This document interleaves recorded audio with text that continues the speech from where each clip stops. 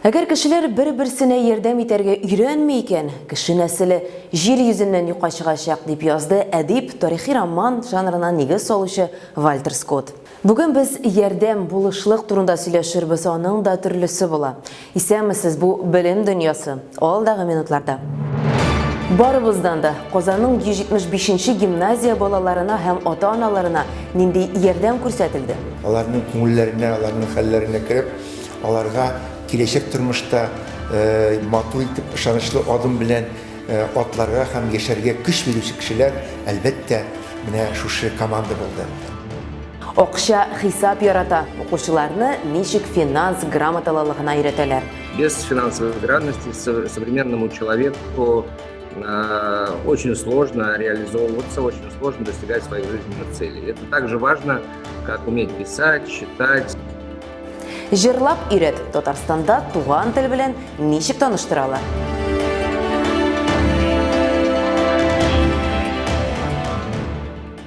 Тапшыруны атна башында Пермь университетында булган фаҗигадан башлыйбыз. Беренче курс студенты университет корпусларының берсендә ата башлады. Бу хәл нәтиҗәсендә һәлак булучылар, яралылар, зыян күрүчеләр. Без булган фаҗиганың ничкәлекләренә төшенмик, әмма фаҗиганы игътибарсыз калдыра алмыйбыз. Татарстандалар йөрәгендә булган фаҗига чын күңелдән кайгы һәм ярдәм сүзләре белән кабул ителде.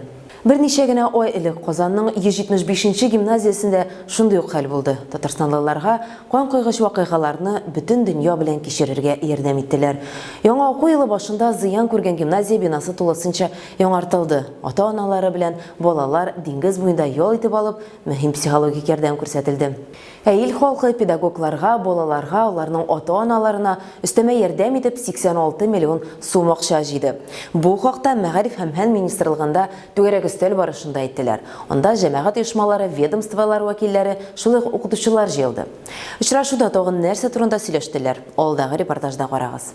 Вот в этой ситуации мы показали, настолько сильна наша нация, настолько мы едины. Түгәрәк өстәлне Татарстан Республикасы Мәгариф һәм фән министры Илсур Хәдиуллин ачты. Ул катнашучыларга бердәмлек һәм уртак өлеш өчен рәхмәт белдерде. Зыян күрүчеләргә һәм һәлак булганнарның гаиләләренә күрсәтелгән ярдәм чаралары нәтиҗәләре турында сөйләде. Очрашуда шулай ук Россия Мәгариф министрлыгы вәкилләре Юлия Костриченко һәм Ольга Юрчук, Кызыл Хач иҗтимагый оешма рәисе Павел Савчук катнаштылар. Моннан тыш проблема турында фикер алышырга Хезмәт һәм социаль яклау министрлыгы, Татарстан Республикасы иҗтимагый палатасы вәкилләре, психология хезмәтләр, Казан югары уку йортлары һәм 175 номерлы гимназия хезмәткәрләре килде. Позволит нам как раз выявить следующие показатели. Татарстан Республикасы хөкүмәте, Россия Федерациясе Мәгариф министрлыгы, Кызыл Хач гомумроссия иҗтимагый оешмасы зыян күрүчеләрнең сәламәтлеген торгызу өчен берничә чара күрде һәм тормышка ашырылды. Первое направление – это помощь в эмоциональном отреагировании.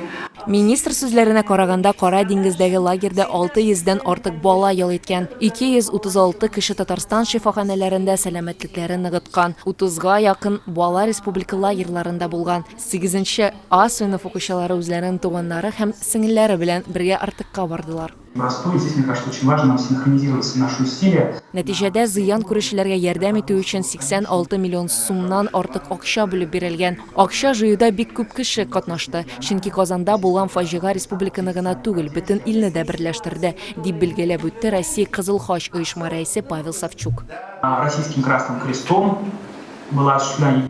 Мондый хәлләрдә зыян күрүчеләр һәм аларның якыннары өчен психологик ярдәм мөһим. Балалар хокукларын яклау өлкәсендә дәүләт сиясәте департаменты директоры урынбасары Юлия Костриченко сүзләренә караганда, моның өчен Татарстанда киләсе елда ресурслы медик психологик ярдәм үзәге ачу планлаштырыла.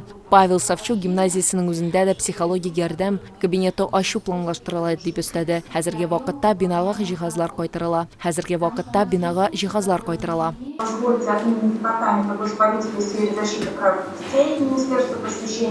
Ата-аналарда балалар яңа уку елында гимназия бинасына кайта алырмы икән дигән шик бар иде. Психологлар киңәшләрен һәм ата-аналарның теләкләрен исәпкә алып, республика президенты бинаның эчке һәм тышкы реконструкциясе, гимназия территориясында бассейн һәм спорт мәйданчыклары төзү турында карар кабул итте. 1 сентябрьдән балалар яңа бөтенләй үзгәргән мәктәптә укый. Иң авыр вакытта, иң авыр сәгатьләрдә безнең белән бергә булган психологларга, Менә бу Кызыл Крест дип әйтгәндә, Красный Крест оешмасына, аннан соң укытучыларыбызга, әти-әниләребезгә, үзебезнең республикада яшәүче, эшләүче тәҗрибәле психологларыбызга, Мәскәүдән килгән МЧС линиясе буенча килгән психологларга, әлбәттә, Россия Мәгариф министрлыгының психологларына һәм аның белгечләренә рәхмәтлебез. Шуңа карамастан, аларны тынычландырырга, алар белән бергә булырга, аларның күңелләренә, аларның хәлләренә кереп, аларга киләчәк тормышта матур итеп, ышанычлы адым белән атларга һәм яшәргә көч бирүче кешеләр, әлбәттә, менә шушы команда булды. Утырышның икенче өлеше ябык режимда узды. Аның барышында министрлыклар һәм ведомстволар вәкилләре зыян күрүчеләр һәм һәлак булганнарның гаиләләренә ярдәм итү чаралары турында фикер алыштылар. Татарстан мәктәпләрендә финанс грамоталылыгы дәресләре башланды. Проектта 6-11 сыйныф укучылары, шулай ук көллият студентлары катнаша. Дәресләрне финанс өлкәсендә әйдәп баручы экспертлар да үткәрә. Дәресләрдә укучыларга кредитлар, инвестицияләр, салымнар турында сөйләләр, иң мөһиме алдакчы каракларга ничек каршы торырга яки финанс пирамидаларына эләкмәскә. Бер сүз белән тормыш өчен кирәкле белемнәр. Укучылар дәресләргә әти-әниләрендә өлкән яшьтәге туганнарын да җәлеп итә ала. Өстәвенә дәресләрне онлайнда үтеп була. Һөнәри юнәлеш бирү мәсьәләсе дә аерым күтәреләчәк. Проект турында төгәлрәк безнең сюжетта. Пин-кодны бер кемгә дә әйтмә, икеләтә тикшерүне яса, акчаңны бер картада гына саклама. Татарстанның белем бирү оешмаларында финанс грамоталылыгы буенча онлайн дәресләрнең көзге сессиясе башланды. Мондый дәресләрдә финанс өлкәсендә Россиянең әйдәүче экспертлары чыгыш ясый. Финанс белгечләре белән мондый тере форматта аралашу өлкән сыйныф укучыларына финанс карарларын кабул итүгә, җаваплы булырга өйрәтә дип саный оештыручылар. На уроках учащиеся Дәресләрдә укучылар кредит кыйммәтләштерү, инвестициялар өчен финанс инструментлары, салымнар һәм пенсия тупламалары белән таныша. Шулай ук банк картасыннан ничек куркынычсыз файдалану һәм алдакчыларга каршы туру турында белә. Моннан тыш профориентациягә аерым игътибар биреләчәк. Бу белем тормышта һичшиксез кирәк булачак, уларны мәктәп схемасыннан үзләштерергә кирәк. Укытучылар сафына Россия Үзәк банкы рәисенең беренче урынбасары Сергей Швецов та кушылды. Алдакчылар кулына эләкмәскә, кредит мөмкинлекләреңне дөрес бәяләргә, керемнәрне һәм чыгымнарны күзәтү, шәхси финанс планын алып бару темалар саны шуннан да зур. Наша сегодняшняя задача поговорить о пользе финансовой грамотности. Финанс грамотлыкның файдасы шунда: карьерагыз өчен, киләчәк тормыш өчен кирәк. Финанс белемнәрдән башка хәзерге кешегә үз потенциалын тормышка ашыру кыен. Укый, яза белгән кебек үк белемнәр кирәк. Очень сложно достигать своих жизненных целей. Это также важно, как уметь писать, читать. Вебинарларга бөтен сыйныф белән дә аерым өйдә дә кушылырга мөмкин. Дәресне алып баручы презентация, видеороликлар күрсәтеп, интерактив сораштырулар үткәрә. Тыңлаучылар шулай ук турыдан-туры эфирга чыгып, сораулар да бирергә мөмкин. Татарстан Республикасы онлайн дәресләрдә иң актив катнаша. Наша республика заняла первое место среди... Безнең республика финанс грамотлыгы буенча онлайн дәресләр проектын гамәлгә ашыру буенча Россия субъектлары арасында беренче урынны алды. Үткәрелгән чаралар нәтиҗәсендә яшьләрнең, балаларның, аларның ата-аналарның игътибарын акыллы финанс тәртибе һәм шәхси саклауга җаваплы караш мәсьәләләренә җәлеп итү мөмкин булды. К личным сбережениям. Белемнәрне тикшерим дип дәресләрдә финанс грамоталылыгы буенча махсус эшләнгән уеннар да кулланырга мөмкин. Моннан тыш әле өлкән буын өчен финанс грамоталылыгы буенча онлайн дәресләр һәм студентлар өчен инвестицион грамоталылык буенча вебинарлар башлана. Танылган җырчылар Эльмира Калимуллина, Сәйдә Мөхәммәтҗанова һәм Сәрия Мәрдәнова татар һәм башка телләрне үзләштерүдә нинди гадәти булмаган ысуллар уйлап таптылар. Бу хакта сез Нияз Рахман сәхифәсенә белерсез. Атна саен ул мәгариф һәм балачак дөньясында уникаль интернет яңалыклары турында сөйли. Исәнмесез, бу кызыклы тәнәфес сәхифәсе һәм алдагы минутларда интернет дөньясына күз салыйк әле. Анда нәрсәләр бар һәм нинди яңалыклар шаккаттыра. Уен белән мавыкма. Испаниянең Кастильон бистәсендә бер малайны хастаханәгә алып киткәннәр. Шунда ки, малай 2 ай дәвамында видео уеннардан аерыла алмаган. Әти-әнисе сүзенә караганда, улларының үз-үзен тотышы үзгәрә, ул укырга йөрми башлый, аз йоклый. Барысына да видео уеннар сәбәпче булганы ачыклана. Бу начар гадәтеннән аеру өчен малайны хастаханәгә салалар. Психолог ярдәмгә килә. Шунысы кызык. Бу видео уеннарга бәйле дөньяда беренче больницага ләгү очрагы икән.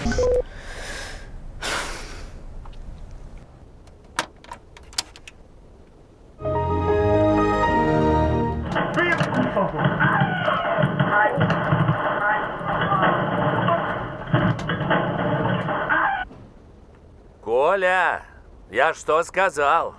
Не играй в игры. Учи физику. Виртуаль оқу мүмкінме? Әйе деп жауап берәшек сізге Кемерово шаһарының 45-ші номерлі мектебінде физика оқытушысы. Үш жылдан кейін шеттен тұрып оқыған уақытта балаларға қызықлы майдан тақдим ете. Әйдәгіз біз дәресләрне Майнкрафтта өткәрек дейлер. Біраз ойлағаннан соң оқытушы мұны бек қызықлы фикір етіп таба. Шулай етіп Екатерина тағын бірнеше 10-шы сынып оқушысы тырышлығы білән дәресләрне башлап жіберәләр. Түрлі мод һәм механикалар ярдәмендә биредә физика кануннарын аңлату шактый җиңел һәм укучылар өчен кызыклы ди Екатерина.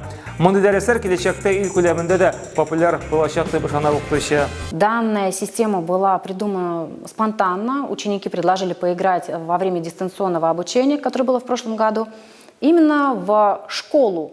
Они построили в игре школу, которую потом привели меня. И мы вместе уже проводили там уроки, проводили различные лабораторные работы по интерактивным моделям. И дети начали интересоваться этой игрой больше, потому что увидели, что есть возможности, которые как раз позволяют обучаться в игре. Көтмәгәндә ярышка кушылган Бөекбританияда яшәүче 12 яшьлек Ксандер Грэм башта енді велосипедчылар узышын интернет аша күзәтә. Аннары үзе дә урамга чыга, аның урамыннан узышы спортчыларга кушыла ул. Мондый хәлне оештыручылар да, спортчылар да көтмәгән. Ләкин малы янәшәдәге юлдан хәрәкәт итә һәм күпләрне таң калдыра. Хәтта ярышта катнашучы Голландия спортчысы Паскаль Экерхан аңа үзенең суын бирә. Ахырдан малай мин шаккаттым һәм бу шешәне игә алып кайтып куячакмын дип.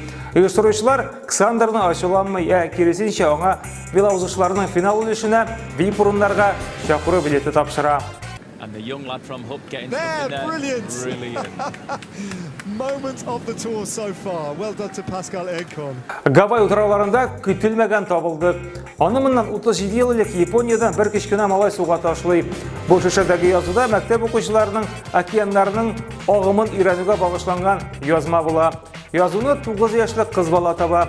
Баксаң 1984 елда 750 шундай юлламаны суга җибәргән булалар. Бу вакыт аралыгында шуларның 51 табыла.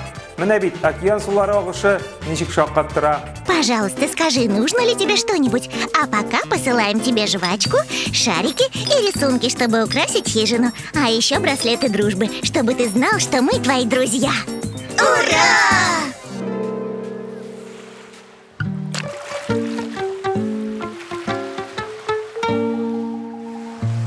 Татар телендә Бремен музыкантлары җыры. Аны бер юлы Эльмира Калимуллина, Сәйдә Мөхәммәтҗанова һәм Сәрия Мәрданова башкара. Бу исә Россия телләрен һәм мәдәниятенең күп төрлелеген күрсәтүче акция кысаларында тормышка ашырыла икән. Чара бергә үзебезчә дип атала. Төрле төбәк һәм республикаларда милли генә телләрдә җырламыйлар. Якут, башкорт, удмурт, Кабардин-Черкас һәм башкалар. Сез дә тыңлап китегез әле. Дуслар белән булу сәяхәттә, дөньяда юк яхшы бер нәрсә дә. Du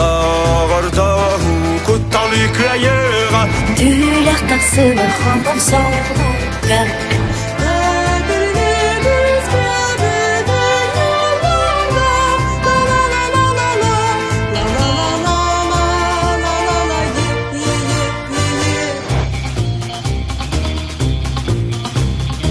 Асланым бурмок ясным озвонный, шутда гажми отерлена в этом.